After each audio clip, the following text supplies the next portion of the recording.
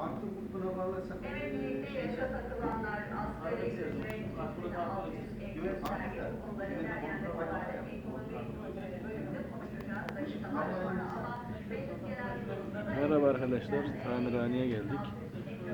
Arabalara bakacağız. Hola, iyi, hello. Guten Morgen. Video çekiyor. Görmeye alışık olduğumuz kavgalar yerine sıcak temaslara bıraktı. Parti, olay davası tartışması başlayarak. Ne yapacak ortam böyle?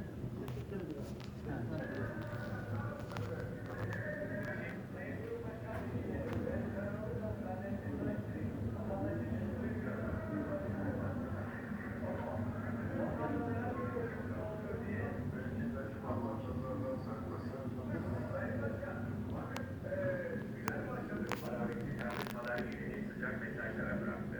Meclis Genel Kurulu'nda bu kez alışıldı.